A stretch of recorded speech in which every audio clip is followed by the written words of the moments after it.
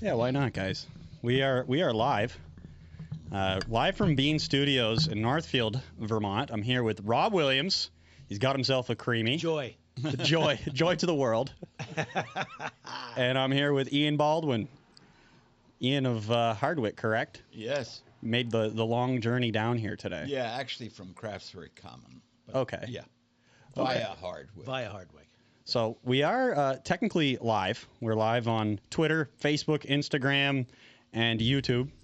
And, like I said, guys, if we need to make some adjustments, I think, Ian, if you want, the mic looks pretty good where it is. And Rob, I think. How are we doing there? You look pretty good. Okay. So anyways, welcome, guys. Thank you very much. Great to be on Creemee Cast. Huh? Good to be in the garage. Yeah, this is fun. You guys are actually, this is the first time I've had two guests on at once. So it's a little bit of a challenge, but I think we're making it work so far. We'll see how it goes today. We'll just drop into flow. Yeah. It sounds like a plan. Yeah.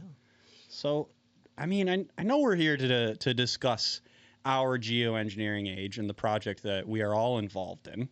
However, if you guys wouldn't mind giving a little bit of an introduction to yourselves and who you are for the viewers, and maybe start with you, Rob, and just give people a little bit of an idea.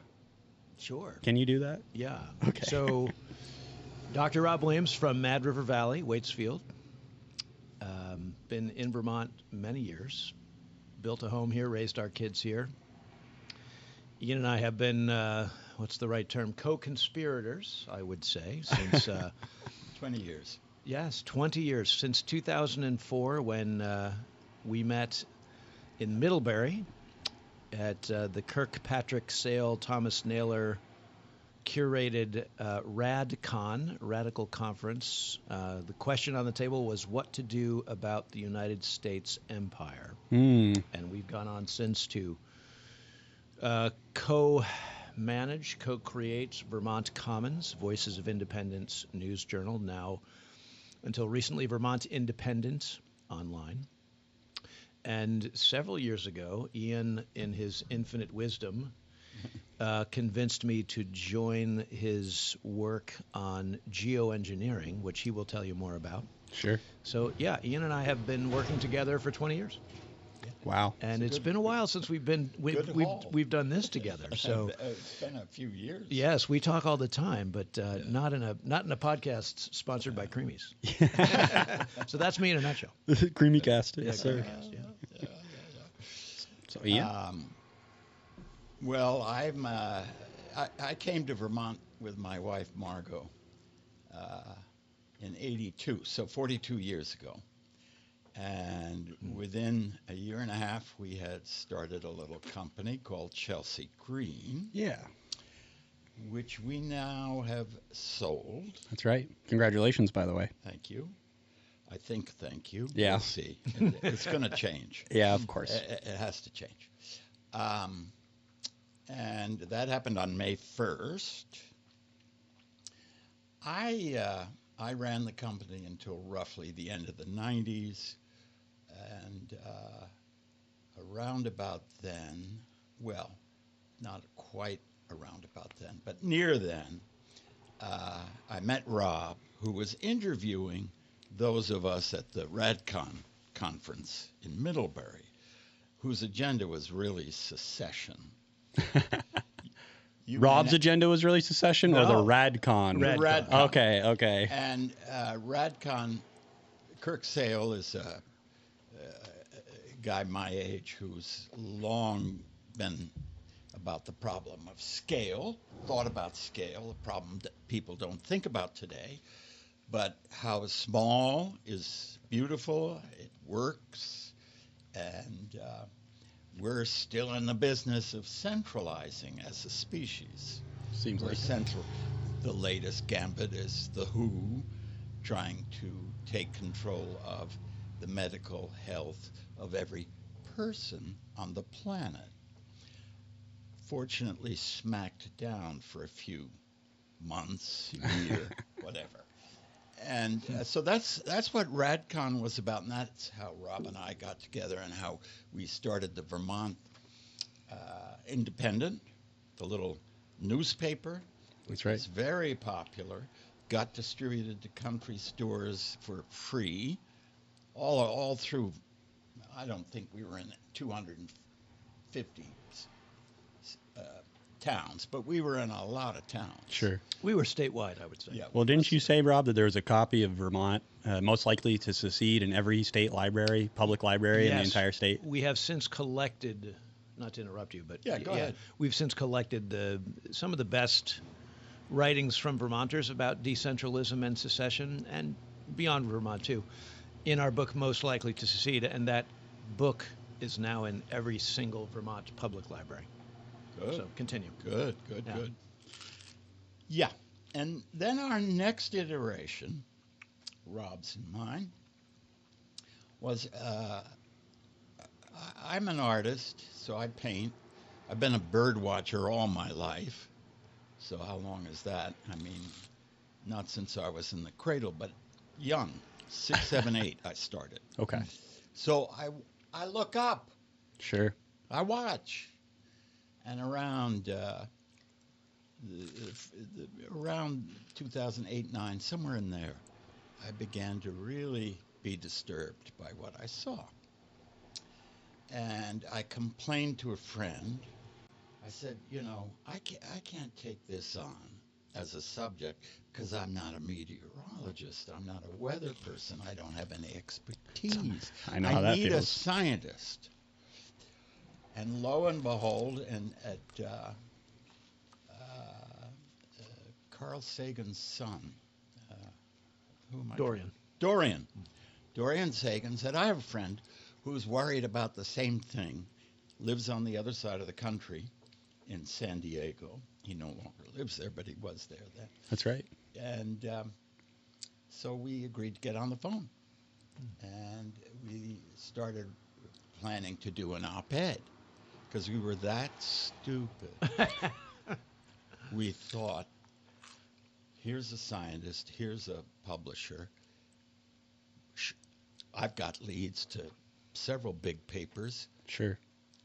Well, we soon learned you're not going to talk about geoengineering of the kind that isn't on a blackboard, but is really going on. You're just not going to get there. So, because the media is complicit in everything that the state does. Yes. By state, I mean the national government. Yes. So then we said, oh, shit, we're going to have to figure something else out. And I said, well, you're a scientist. You've published countless papers. Why don't you write a paper from a scientific point of view about what's going on? Sure. So we're in 2015 now. Lo and behold, he writes a paper and posits that coal fly ash is being used for the particulates that we see behind these planes. And it gets published, and it gets published in a very prestigious journal, not Science or Nature, because they're part of the operation. They're not going to, but the Indian Academy of Sciences published it.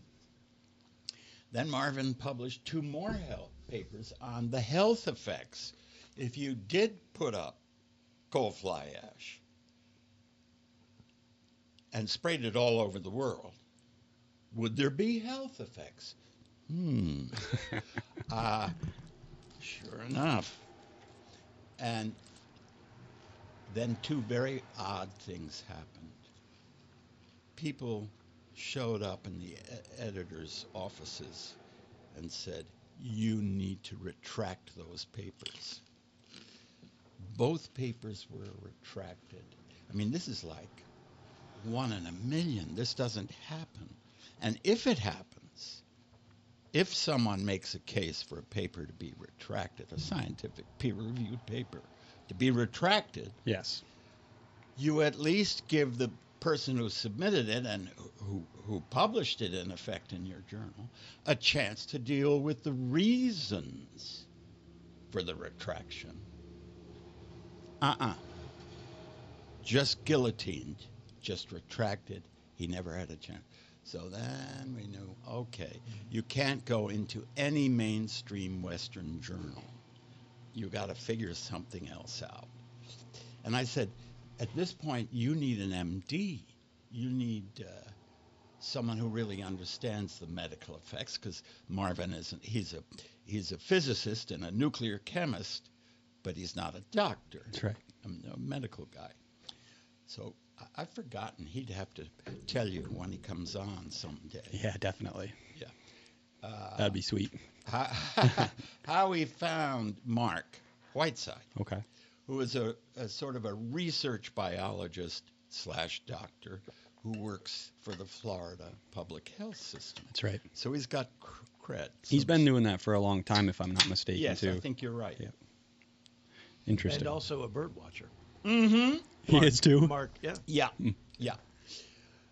Well, that kicked us off, and we worked with journals in India, and then finally we found a bunch of Indians. I think they're Indians, running a social science journal, among others, out of London, in London, and we've been publishing there for the last 3 or 4 years. Okay. And you should talk about our geoengineering age. That's you. I should. Yeah, well,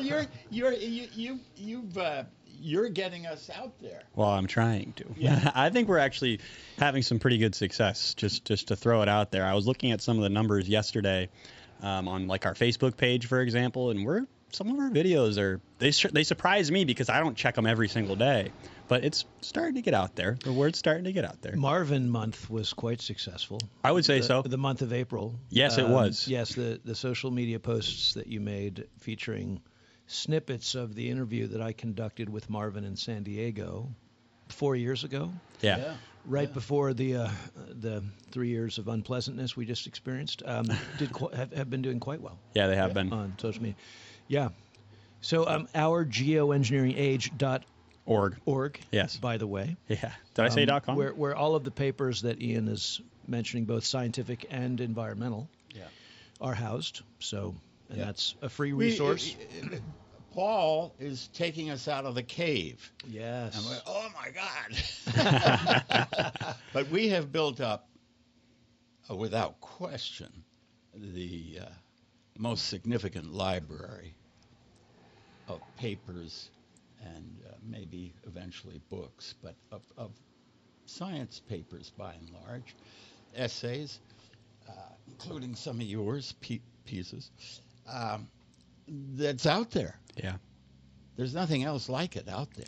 No, and I know for a fact that I've obviously researched all over different sources, different groups, organizations out there. And, I mean, from my perspective, from what I know, I think that we're the most legit, too, for that matter. We don't have any nefarious backers. We don't have any, secret agenda of any kind. Like, I think we're truly trying to explore this subject from a scientific perspective and, put pen to paper and see what people think.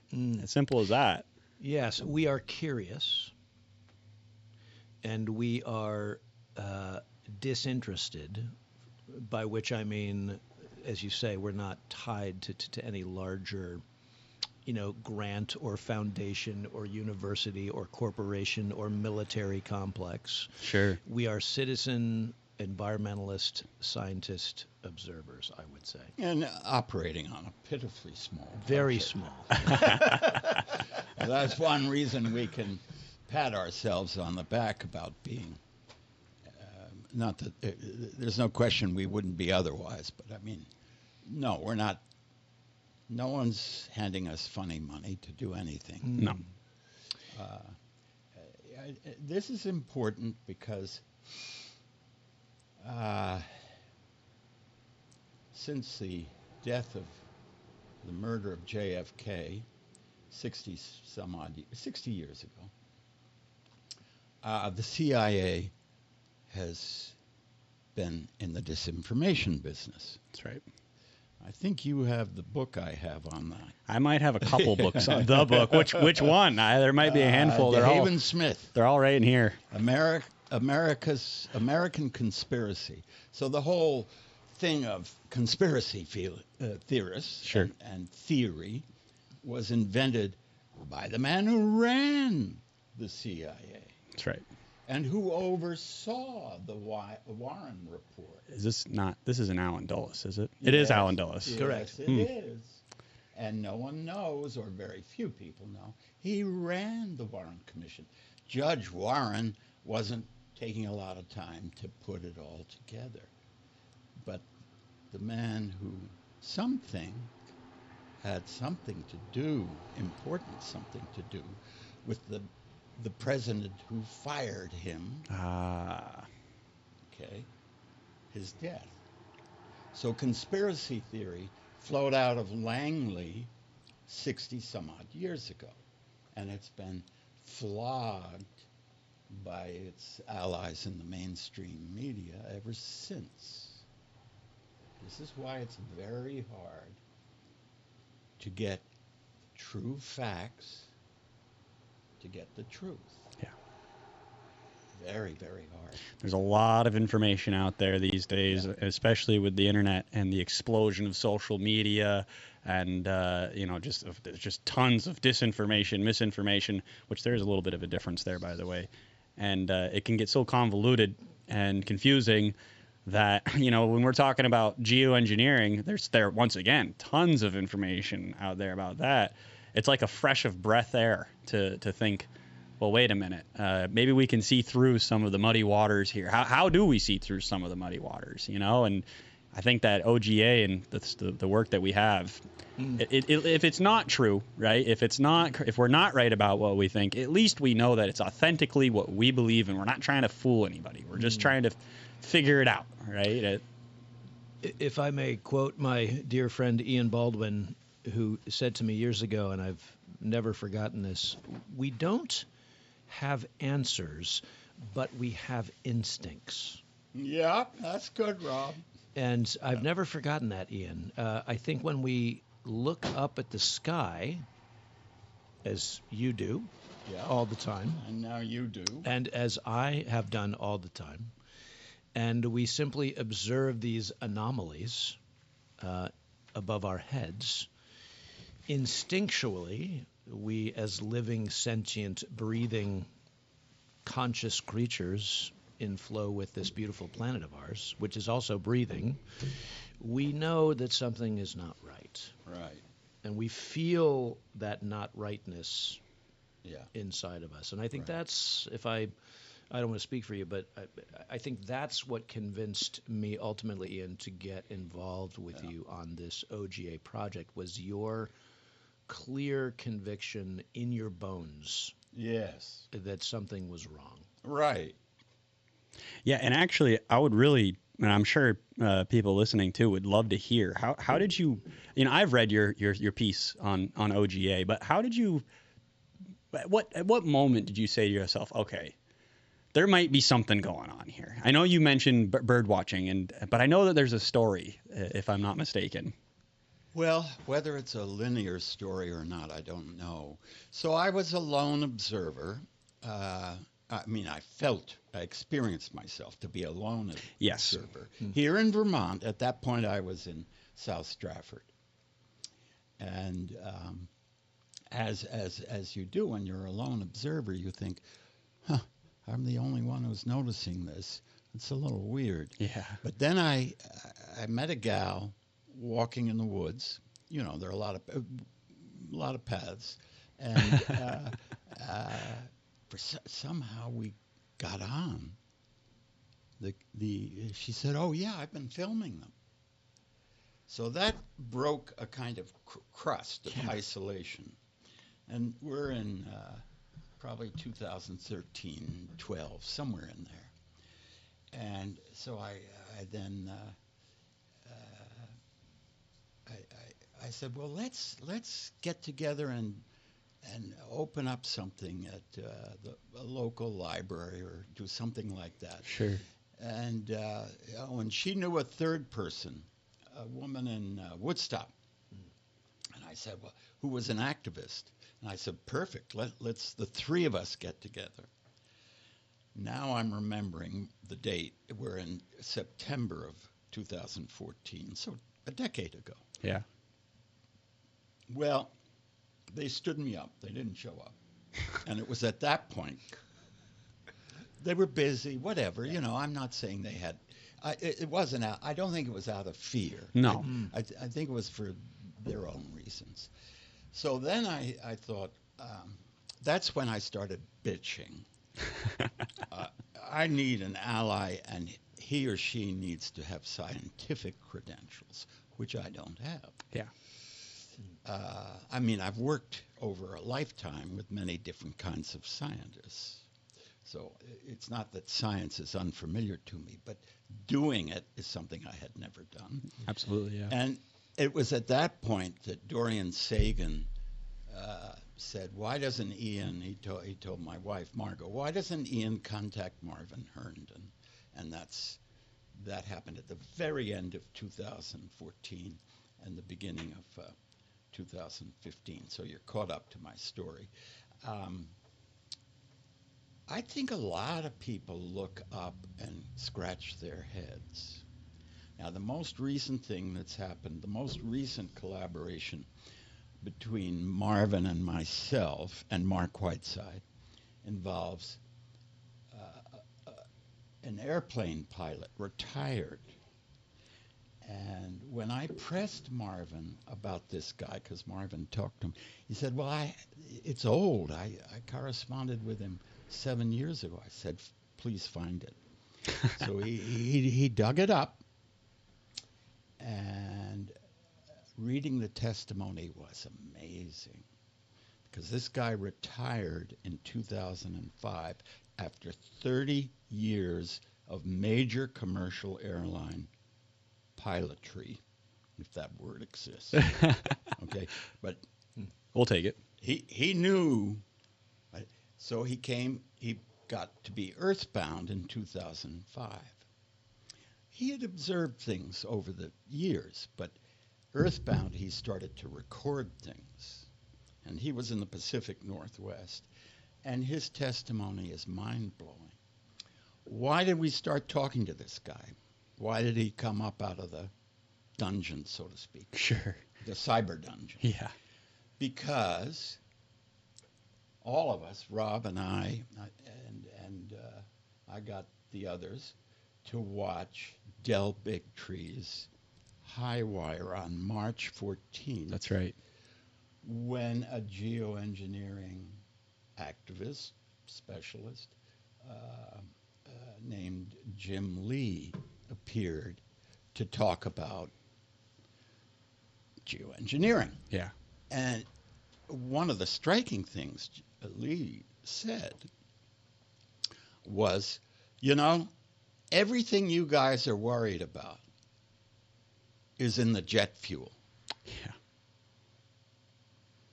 You know, everything you whine about is in the jet fuel. And it was added there in 1998. JP8 is what he called it. And it went on for a long time. It was a long interview. It was shifty because it was filled with information, the truth. Yeah. It was filled with omissions. And it was filled with, not filled, but there were some things that were questionable. Like, okay, they added all the metals that we talk about, that Marvin and Mark talk about, Yeah. in something like 40 papers, not 2 or 3. Yeah. No. 40. And a couple books, by the way. And a couple of books. Yeah. Thank which you. I do have in here. Yeah. Which I've read. Yeah. You're ahead of me. Yeah. Anyway, I was disturbed because I'm a supporter of Del Bigtree's High Wire. Yeah. I mean, I write out checks, not big ones, but I support it and I listen to it, which is the best way to support something.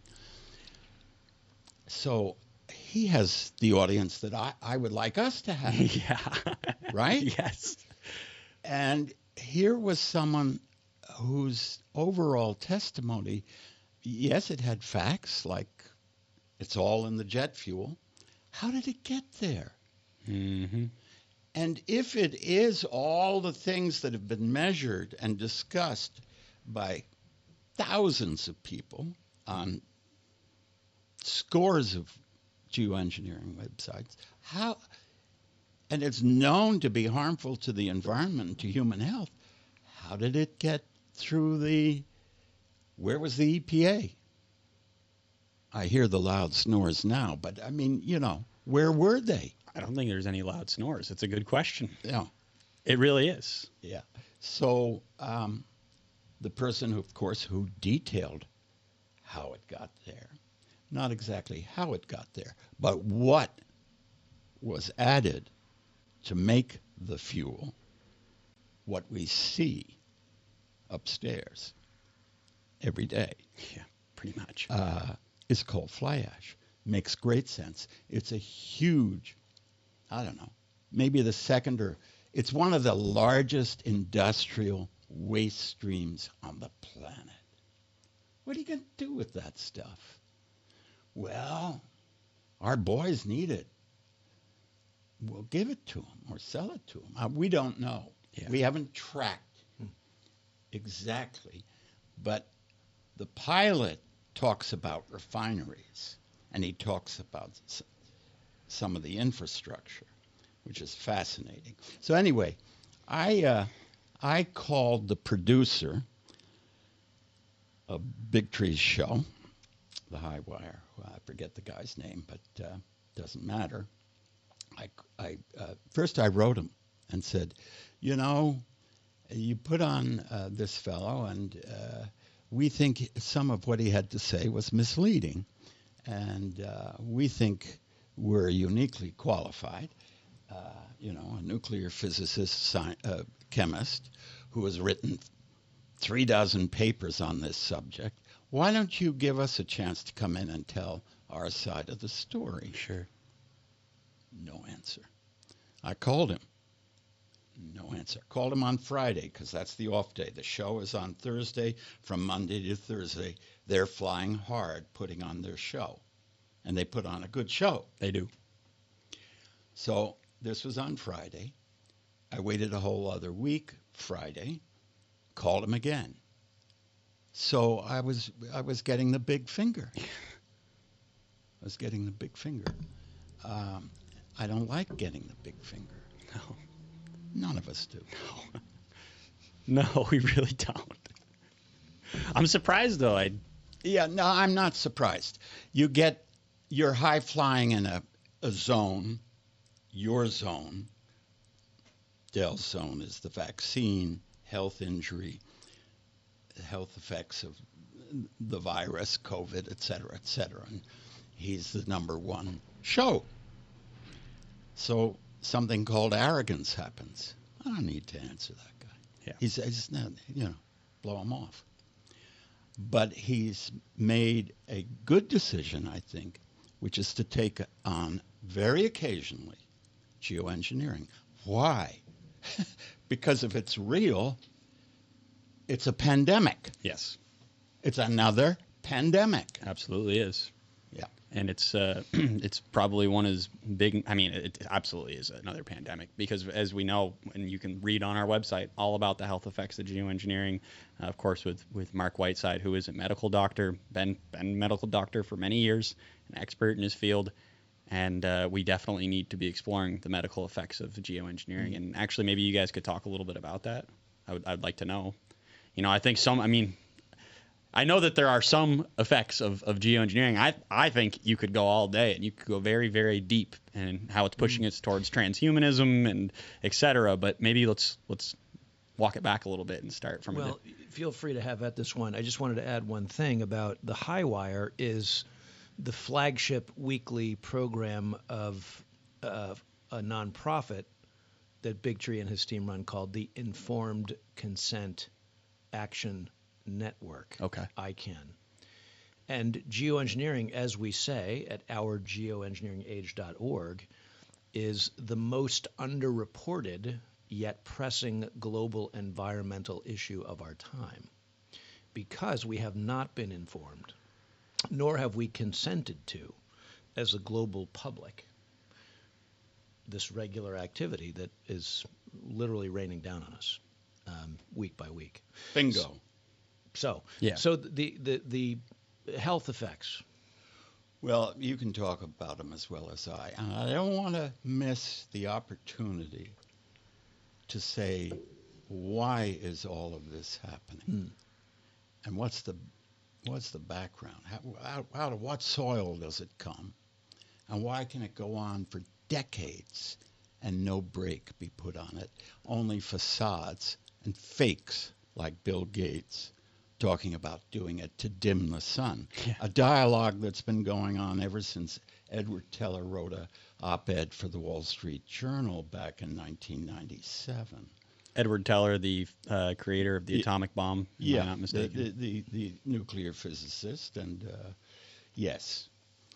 Edward Teller. I was surprised he's still alive. He's still he's dead. 97. He's but dead. 97? I mean, But Teller is a huge proponent of geoengineering, which is germane to the point I think you're about to make. I just want us to get there. The health effects. I don't know of a shorthand way of covering them. Herndon and Whiteside, and sometimes others, one major health effect is that these metals, which if you follow our script and Jim Lee's script, they're in the fuel of the commercial, I want to say global, but it may not be global, but it's the NATO countries. So 30-odd countries, commercial airlines are flying day in, day out, 24/7, 365. For 25 years, okay? And what's coming out of there affects trees. Well, let me back up. It affects the ozone. Yes. So, and we've done papers on this, at least 2, maybe 3 or 4, which demonstrate a guy named Ray Hosington, who was a engineer, set up a rig that measured when a jet plane's contrail, in quotes, goes by, what it does to the ozone. And so the ozone alone is a huge environmental factor. This is why when we, beautiful human organisms, which we have antennae that we're not even aware of, but we feel, damn, that sun is different. It's not quite comfortable. This is for me, this is recent, only over the last 10 years. The sun feels too hot. It's only registering 89, but it feels uncomfortable. So, yeah, go ahead. Kind of piggyback on that. So today, the sun was uncomfortably hot because there was an activity in the sky. Yesterday afternoon in central Vermont, for those listening, the weather cleared. It was a beautiful blue sky afternoon, full sun, felt like a completely different planet.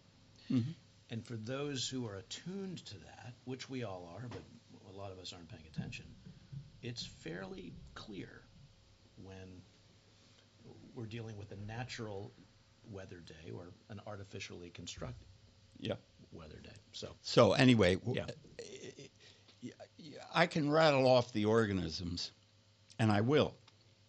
But this business of the ozone, that's Russian roulette. Yeah. Spin the chamber, pull the trigger. Oh, it didn't happen today. Let's keep doing it. Spin the chamber, pull the trigger. That's what that is. Yeah. Anyway, it affects, obviously, humans. It affects birds. It affects insects. It affects trees. Aluminum is a desiccant, so we have these raging forest fires because the timber is dry. And it affects crustaceans, amphibians, name it. Bats. It affects bats. Yeah. And all of it has been documented, particularly by Mark, and all of it's on our website. If we can get people to go there. Yeah. Especially if we can get, quote unquote, and let's not put the quotes up, if we can get real environmentalists to go there. Absolutely. Yeah, which we might know a handful of those. We might know a handful of real environmentalists that we would love to start taking this a little more seriously, because it's increasingly emerging in the public conversation and mainstream media as a potential solution to climate change. But we just want to get right out there and say it's a terrible idea and it needs to stop, and it's been going on for probably 6 decades. So anyhow. So you brought up the fact that it's getting discussed. Yes. And it's getting discussed as something we might do. Yeah. To cool the climate. But we've documented that this has one major effect. It's to heat the climate. Now, why would the military, particularly the military of the West, and I don't claim this is exclusive to the West, I just don't know what the Russians are doing. The Russians are, I see a lot of stuff online. I get videos people send to me in Eastern Europe. And we know the Chinese do weather alteration. That's true. As do they in the Middle East. But we'll return to our pilot, because he's worth highlighting, his testimony. His testimony is that he only saw trails coming out of the 30-odd NATO countries. He didn't see them out of other people. Now, his testimony stops at 2015, roughly. For the 10 years between 2005 and 2015, this is what he saw overhead, coming over the Arctic Circle, down all the way to L.A. Wow. That's intense. It's intense, That is. man. When you read this piece, which I hope you will within the week, I hope we'll have it published within the week, it is very intense. So now let me not lose the thread here and help out. So the military has been doing this clandestinely. If you listen to Jim Lee, I happen to agree with Jim Lee. I've covered the first reporter to cover military geoengineering was the Canadian. Irwin. Irwin? No. I'm blanking on the fellow's name. It'll come to me. But he wrote a book, and he covered. He was a Iraq environmental/war journalist for the Iraq wars, and he was hired by an environmental organization whose name is eluding me. And it might have been Environmental News, something like that. It was a news organization to cover the reports coming out of the state of Washington of these trails. They had been unnamed. These contrails that wouldn't go away. And he started covering it. And his work dates to 96 or 97. I've forgotten which. Okay. So this is where modern, clandestine, covert, secret military geoengineering starts. Will Thomas. Yeah, thank you. Yeah. Will Thomas. This would be essay number 9 at Our Geoengineering Age under the essays section in the geoengineering, all of the pieces that you've written. Yeah. Essay 9 in that piece. I think it's an important... Thank you, Jamie. That's an an important piece, actually. Jamie's here to help. That's a Joe Rogan reference. Okay. Joe Rogan's assistant to Jamie. So, yes, I'm just doing my Jamie. All right. Yeah, so essay number 9. Yeah. But the title, Disinformation and the Origins of the Geoengineering Resistance. Yes. By Ian Baldwin. William Thomas. Is it Environmental News Service. Yeah. Will Thomas was crushed. Was he the guy who they started like taunting him almost? And Yes. Yeah, that's what I thought. Yeah. He was a pilot. Yeah. As well as a journalist. Yeah. And if people read my essay, they will see, once again, the visitor who shows up at Earth Island Journal and says, you can't publish that shit.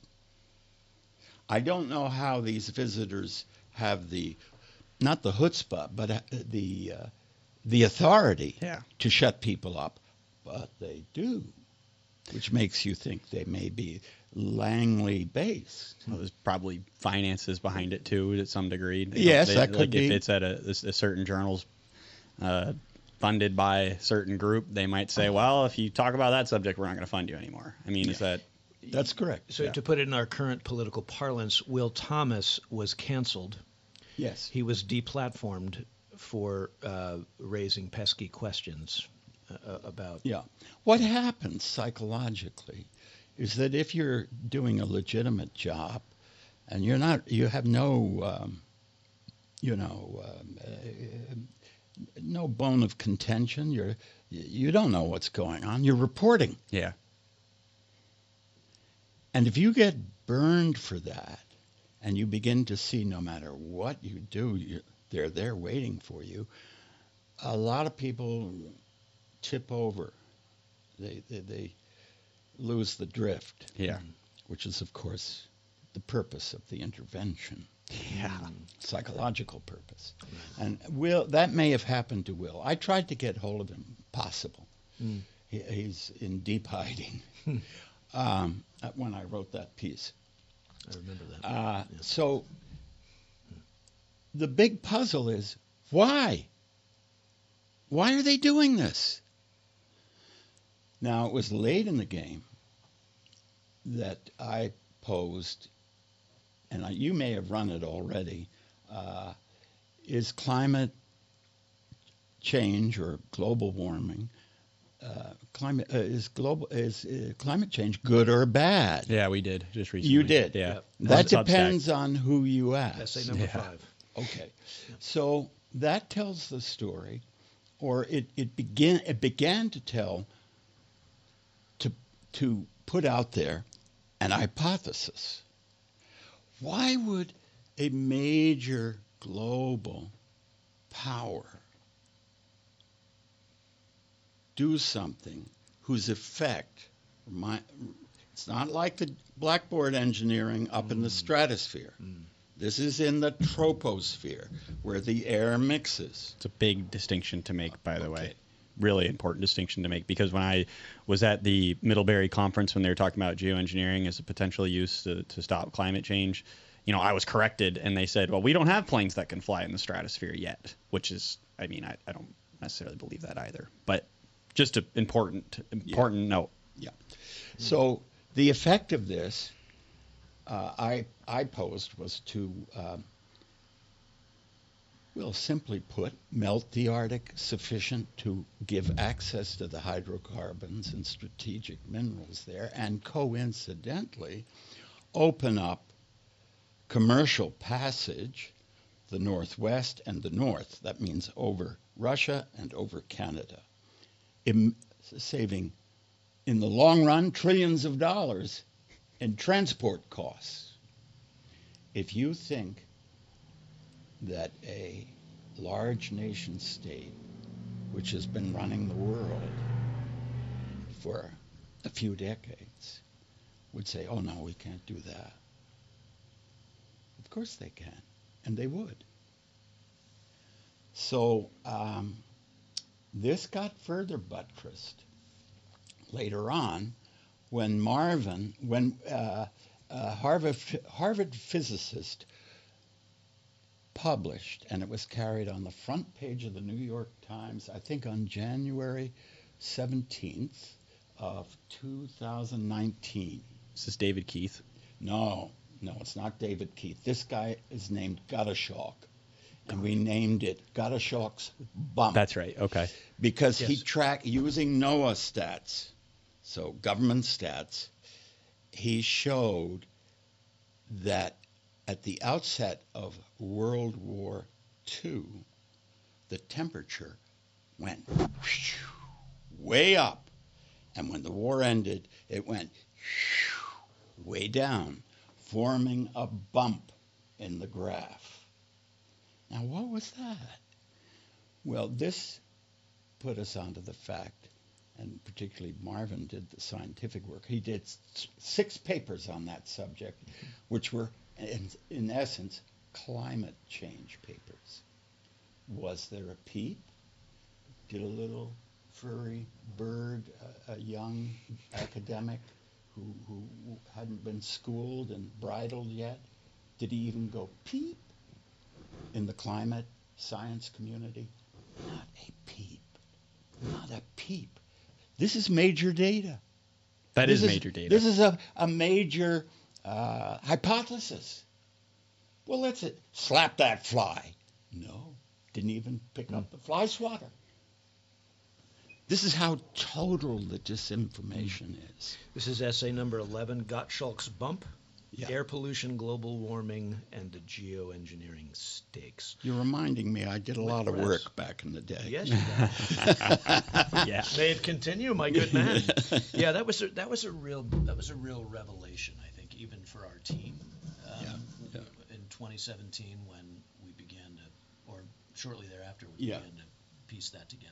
You know, Rob, it's so clear. You see, kind of the World War II begins, and you see the global average temperature just go woo, and then it drops right down. that's when I began my journey on that, because I was 2017. in your I think it was 18. when I was in your class, it was 2019. So I took a class called Project Censored with Rob Williams at UVM. And at that point, I was like starting to really question the whole climate thing, but I didn't have anywhere to go with it. I didn't really, and you had the Greta Thunbergs of the world out there, and this is great. You guys all like this. Yeah. How dare you? Did Can you hear that? Can you guys hear that? Yeah, I heard that. Yeah. How dare you? Yeah, it's on Greta.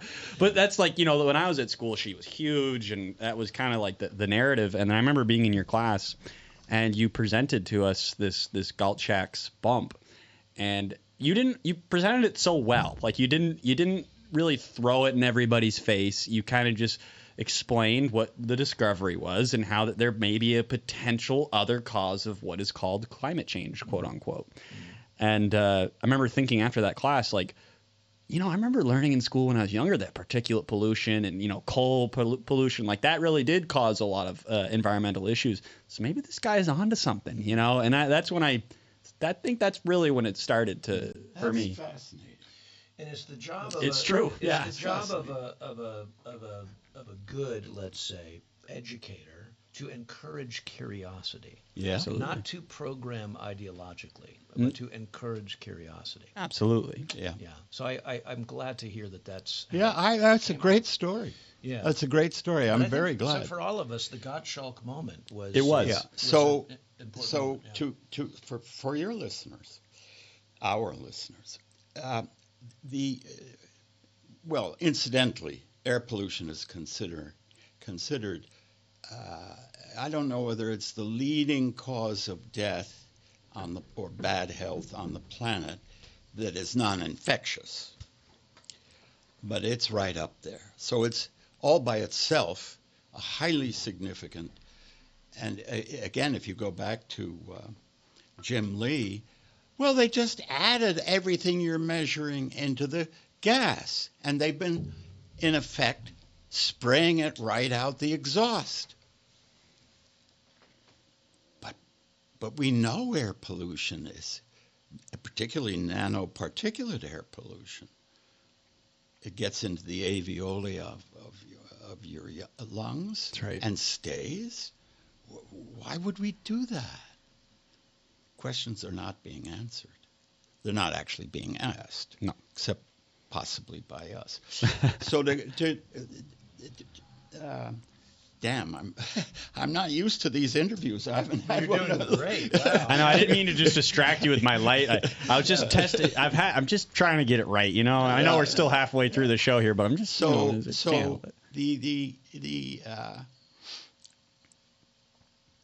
what Marvin does, Herndon, is he takes a beaker, puts it under a Bunsen burner, and it's got little I forget what he has there, but little beans, and you can see he shows you the principle of convection by which air temperature or medium, whatever the medium is in this case air, differentials cause movement of the medium.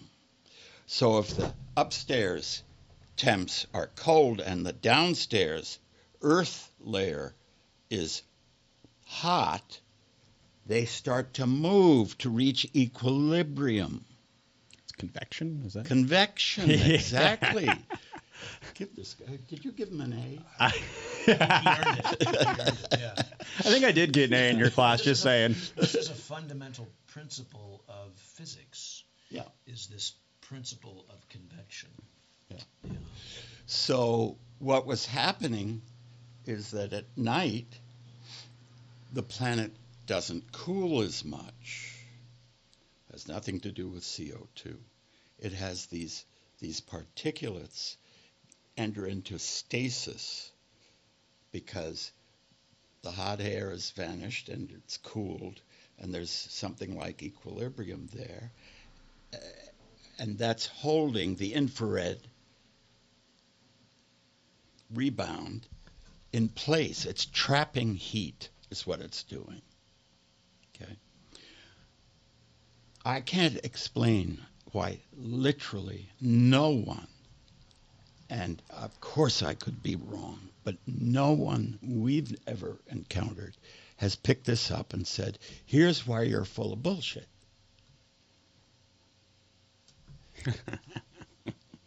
Is this subject of world health / world climate important? Well, a lot of people say it's very, very, very important. But why aren't they talking about this? Can I make a political point if you guys don't Yes, mind? please. So I've been talking a lot about this online recently, and you see a lot of people saying, we got to stop climate change. We got to stop this. This is horrible. But then it's also a lot of those same people who are supporting, war in Ukraine, which, as we just discussed, this Galchak's bump, and how that increase in temperature occurred because, essentially an entire continent was on fire for 4 years, 5 years. And, I think a lot of the reason you say, why are they not talking about this? Why aren't they picking this up? Trying to refute your point. Well, there's obviously political agendas behind it. There's the military-industrial complex, which is making a ton of money on war. Nobody wants to delve into the subject and start to say, maybe ideologically here, there's something incorrect. This utopian green energy, where a lot of the youth especially wants the future to go. That's I don't think people want to explore it. They're happy, like this is the problem, this is the solution, and this is what we're gonna do. My point, am I Yes. Yeah. It's interesting when you say a lot of the younger people want this. In the 1970s, early 70s, actually late 60s, early 70s, the environmental movement was born. Rachel Carson, of course, and the chemical pollution was the match that lit the fuse that birthed it. Thank God for it. And thank God for it. Silent Spring. Yeah, of course, nothing has really happened. I don't want to say nothing. Things have happened. I worked for the Environmental Defense Fund, and a chemist named Joe Hyland, who we won lawsuits back in the 70s. But if you look, there were battles won, but the war has been lost. So to be sympathetic to your generation, I can remember, reading the Whole Earth Catalog, which talked about all the things that are brand new and hot today.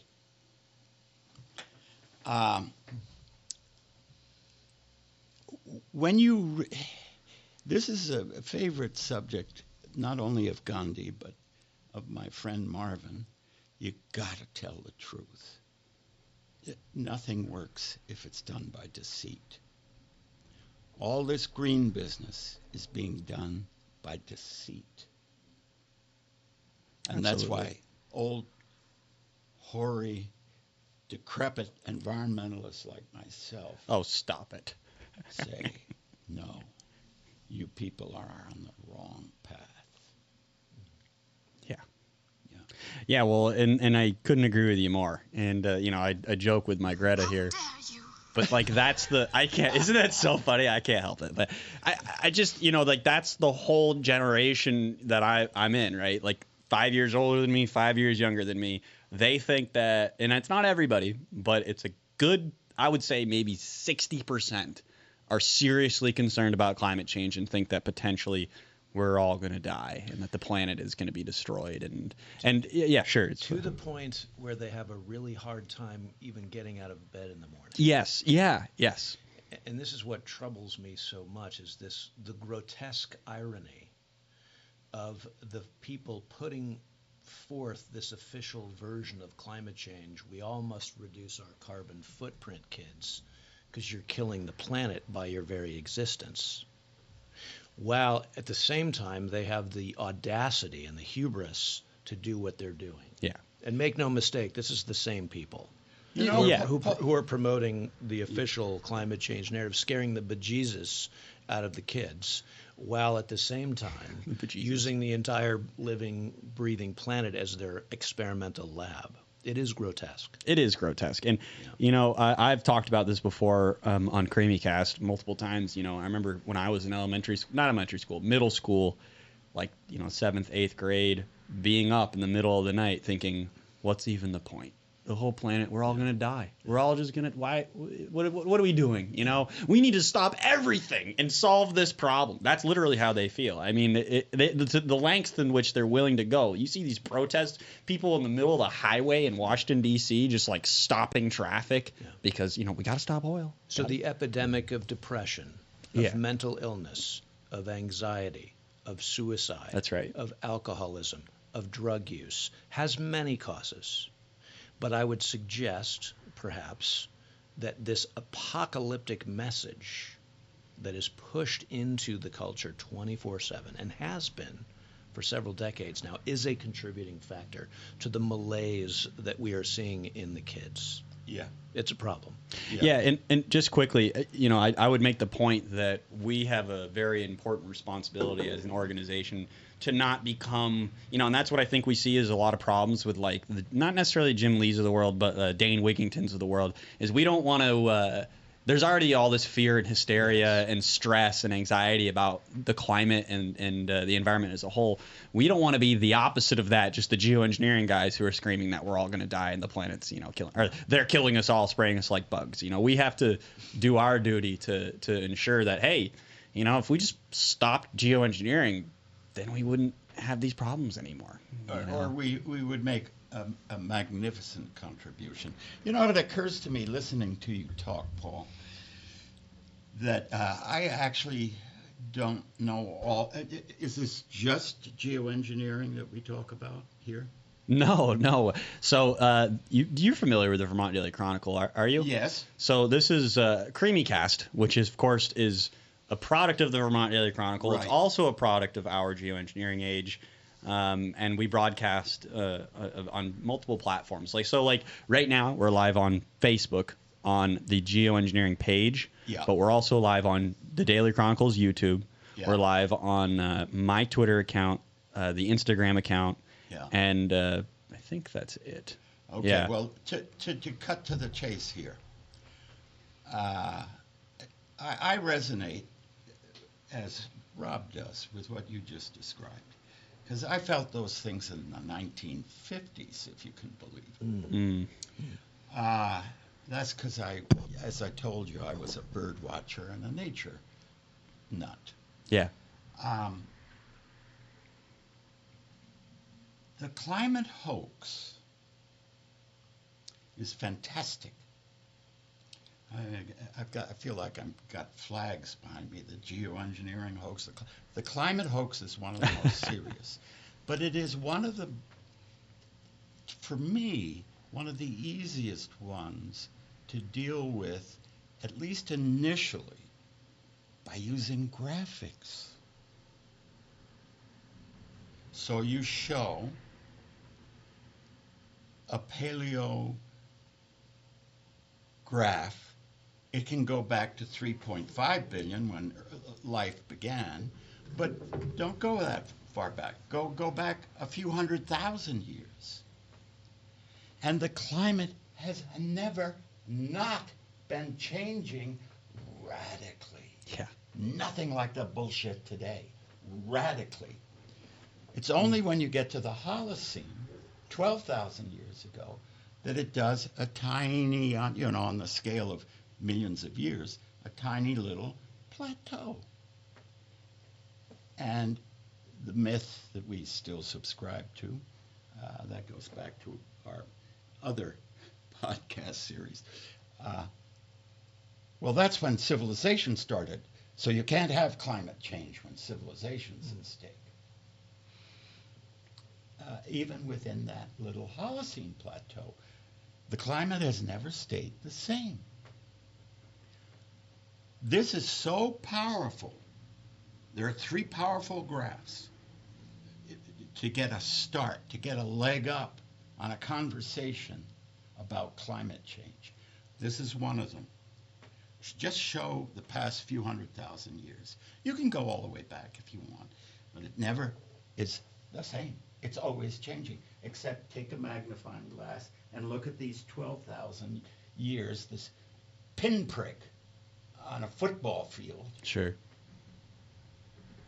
So it's powerful, okay? The other powerful thing is look at CO2 on planet Earth, the Devonian explosion, the Cambrian, Precambrian explosion of life, and see where these explosions of life happened and where it is today.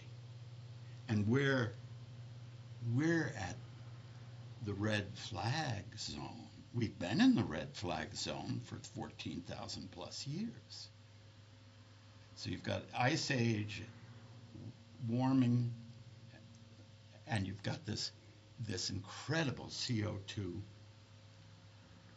slope. Decrease. Yeah. Life needs CO2.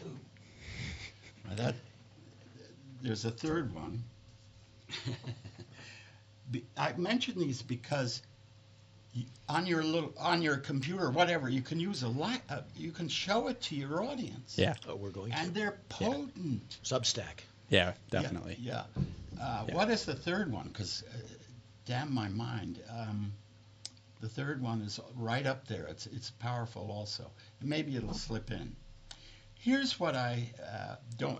How are we doing for time? I would say we got about 10 more minutes, and then I got to open the Creemee stand. But Yeah. yeah, we'll get Creemees going. And before you, could I make a suggestion? Sure. That maybe we do this again, the 3 of us, sometime soon, and maybe we invite questions? Yeah, that we could definitely. maybe answer? That would be great. Definitely. Yeah, Yeah, so no, for maybe, sure. yeah. And I'm going to get this, we'll get this posted to the Daily Chronicle with the video itself, and we'll ask in an article of some sort. Please, guys, ask us questions. And we're really open, especially questions from environmentalists, of which we would call ourselves, of course, but who may, really be genuinely interested in this. Well, and I'm sure there's a lot of them out there in Vermont that genuinely are. So. Yeah. Anyway, this hysteria, I just read the bestseller, John Haidt, The Anxious Generation, which is you. Yeah, I know. And it's painful to read it because I have 2 granddaughters who are and a grandson in your generation, in that generation. And the media is definitely there to instill fear and divide, those 2 things. And that's its assignment, basically. So any way we can to counteract that is worth thinking about. And that's what we're doing right here. That's what we're doing right here. Yeah.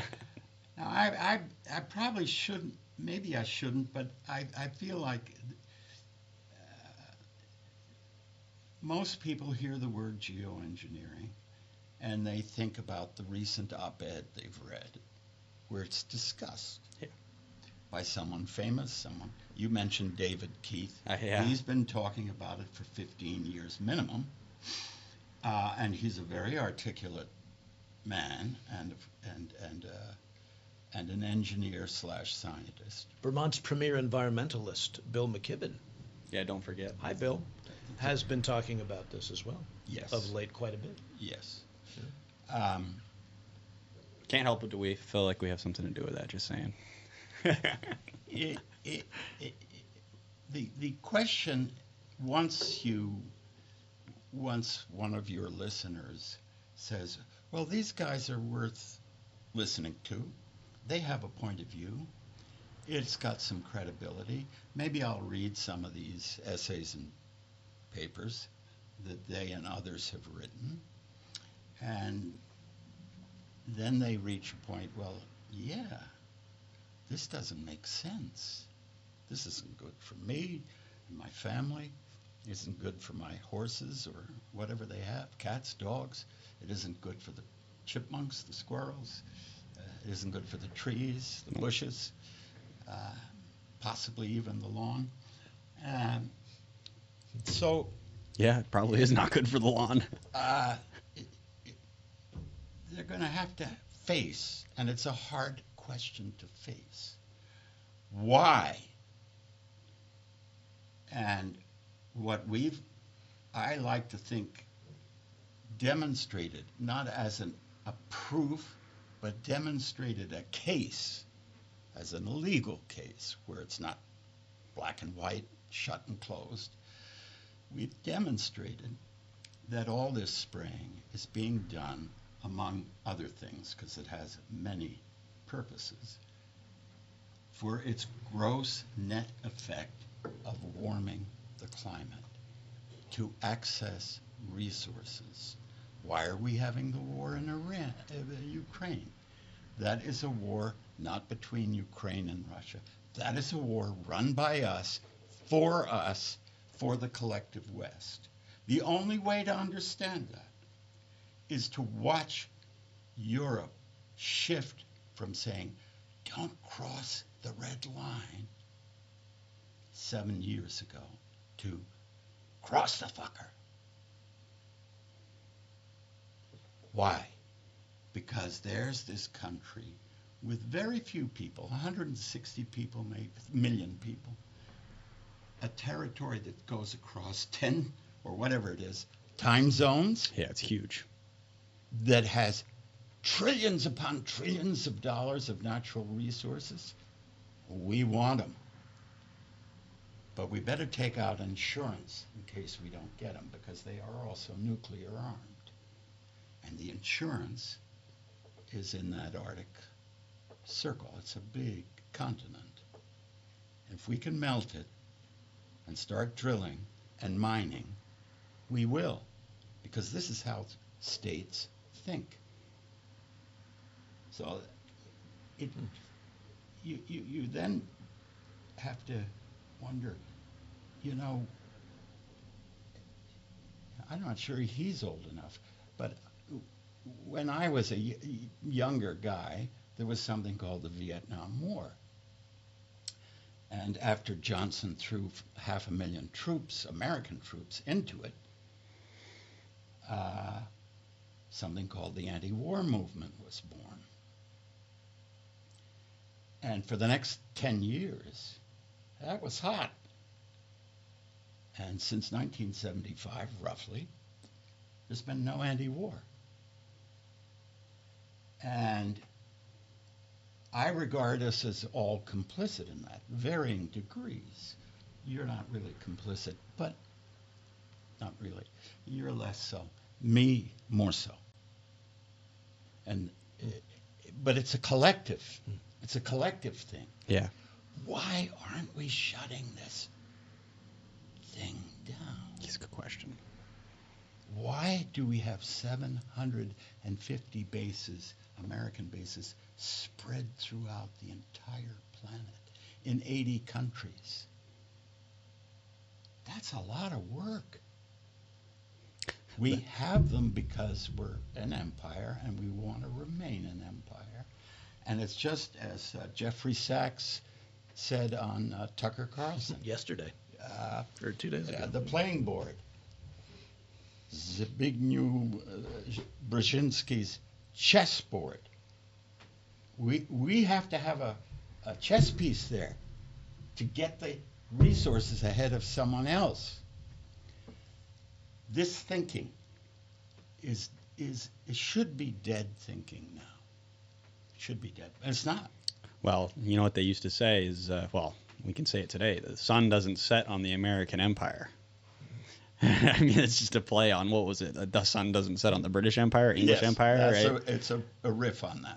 Which is really kind of the same thing, but anyhow. And maybe that's a good place to button it up, because I think what you're suggesting, Ian, is geoengineering is a geostrategic military project that it continually is painted as a someday we civilian engineers might do this in the future if climate change gets really bad scenario, when in fact, as Ian just said, this is a powerful environmentally focused tool or set of tools in state arsenals.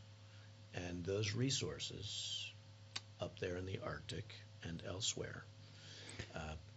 Well, yeah, and just a quick add to your point too is like when they were developing the nuclear bomb, you know, you had Oppenheimer in the United States, you had the Nazis over in Germany, and basically the race was to get it done before the other guy, and that battle, that race never really stopped. It just kept getting more and more grotesque. Yes, the Oppenheimer story, which has of course been popularized in the film that many folks have probably seen, is illustrative in this case for sure. Yeah. Because it was a joint civilian scientist military project, which of course very quickly was absorbed into the military apparatus. But it changed science forever. Yes. Science was funded by the military. Yeah. And it's funded by the military today.